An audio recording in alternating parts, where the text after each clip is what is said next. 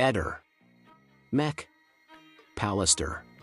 Lei è stata, mi sembra, riesumata nel 24, perciò adesso siamo 2 anni presto.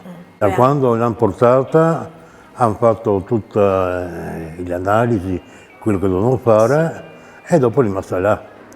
Io pensavo che dopo la rimandavano a Trieste, e finché ultimamente mi sono anche stufato, ho proprio fatto una richiesta alla procura, ho detto come mai tanto tempo anche così, e dopo difatti mi hanno risposto e si vede che loro hanno riscontrato che è la verità e mi hanno accontentato. Ti hanno risposto il 23 marzo e ti hanno detto quando torna esattamente? No, non sappiamo ancora niente, questo non so ancora niente neanche io. In limbo, praticamente non so ancora bene niente, no? Però quello che sono sicuro è che c'è scritto che non può essere cremata, perciò il mio ex cognato non può cremarla, a prescindere che abbia cambiato, che la legge sia cambiata, quella, non può, deve seguire le direttive della procura. Smentisco categoricamente il signor Visentin perché io so che mia sorella non vuole essere cremata e lo dico tranquillamente.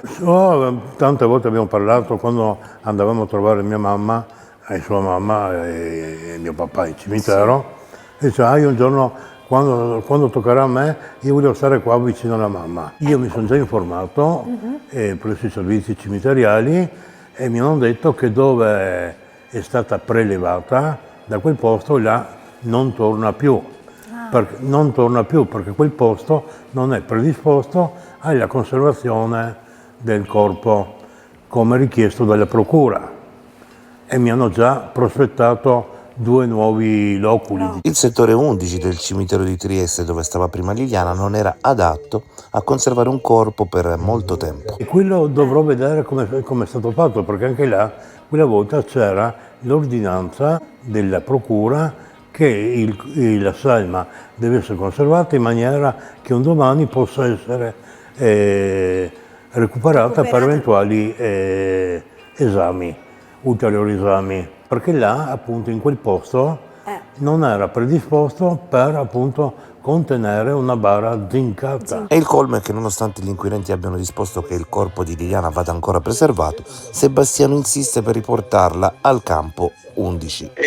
Vada con Paolo. Il punto è che mettersi a parlare della salma, di dove deve essere sepolta, la guerra tra il fratello e cioè non c'entra niente con la procedura, cioè con le indagini di omicidio. Sì, questo ormai è cristallizzato, non è che mi invento anch'io, questo ormai è stato detto, cristallizzato, sì, perché difatti loro dopo cosa hanno fatto? Hanno indagato l'ex marito per omicidio colposo, mi sembra, non lo so, con l'aggravante della moglie anche. Da piccoli giocavate insieme tu e Liliana? Correvamo per i boschi dove abitavamo quella volta e che lei si aggrappava alla mia maglietta e non mollava mai. Io correvo e cercavo di incollarmi e invece lei era come incollata, una montagna di bene, come anch'io volevo, tuttora anche a lei. Non abbiamo mai litigato, ecco, io e lei. Liliana Resinovic, donna descritta da chi la conosceva come mite e riservata, scompare da Trieste il 14 dicembre 2021. Il suo corpo verrà ritrovato soltanto il 5 gennaio 2022 in un boschetto dell'ex ospedale psichiatrico. Da allora, attorno alla sua morte, si è aperto uno dei casi più discussi e tormentati degli ultimi anni. Un caso che non ha mai smesso di produrre dubbi, contrasti, nuove ipotesi investigative e fratture sempre più evidenti anche tra le persone che le erano più vicine. Oggi, a distanza di anni, non è soltanto la verità giudiziaria a restare in bilico. Persino la sua sepoltura è diventata terreno di scontro, in una vicenda che assume contorni sempre più dolorosi e inquietanti. Il punto è che nel corso del tempo, attorno alla morte di Liliana, sono cambiate in modo radicale sia la lettura del caso sia il significato stesso di ciò che era stato deciso all'inizio.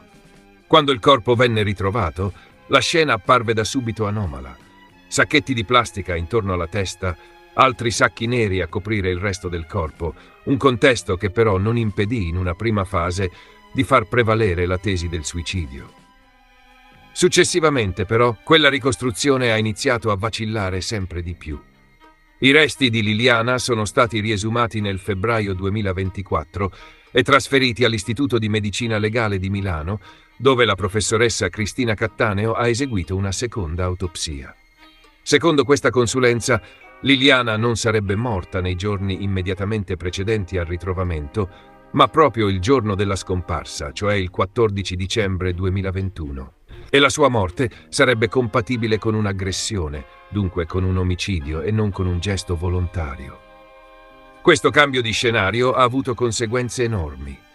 Non si discute più soltanto di una diversa lettura medico-legale, ma di un ribaltamento completo della cornice investigativa. Nella nuova inchiesta della Procura di Trieste, Sebastiano Visintin, marito di Liliana e Arrotino di 77 anni, risulta indagato per omicidio. Il fratello Sergio, che non ha mai creduto alla tesi del suicidio, è stato tra coloro che con maggiore insistenza hanno chiesto nuovi approfondimenti e poi la restituzione dei resti una volta conclusi gli esami. In questo quadro, la questione della sepoltura non è un dettaglio secondario né un semplice passaggio burocratico, diventa il riflesso concreto di una battaglia molto più ampia che riguarda memoria, verità, giustizia e perfino il modo in cui la famiglia può elaborare un lutto che non ha mai trovato pace. Ed è qui che la vicenda si fa ancora più aspra. Da una parte c'è Sebastiano Visintin, che vorrebbe riportare Liliana nel luogo in cui si trovava in precedenza. Dall'altra c'è Sergio Resinovic, che invece vorrebbe seppellire la sorella vicino alla madre. In passato, inoltre, il marito avrebbe voluto procedere con la cremazione, sostenendo che quella fosse una volontà espressa da Liliana. Anche allora, però, il fratello si oppose con decisione, ritenendo che distruggere il corpo avrebbe reso impossibili eventuali ulteriori accertamenti. Oggi quella contrapposizione torna con ancora maggiore forza, perché la gestione dei resti si intreccia direttamente con la nuova ipotesi di omicidio e con l'esigenza di preservare ogni elemento utile alle indagini. Per questo il nulla osta alla sepoltura è arrivato con vincoli precisi. Niente cremazione e tumulazione in bara di zinco, così da mantenere la salma disponibile qualora in futuro si rendessero necessari altri esami. C'è poi un ulteriore elemento, destinato a incidere in modo diretto sulle decisioni da prendere. Una nuova legge, la numero 35 del 9 marzo 2026, secondo quanto riportato dalle fonti, prevede che al coniuge o al familiare indagato per reati gravi legati alla morte della persona siano preclusi i poteri decisionali su tumulazione, inumazione o cremazione fino all'eventuale assoluzione.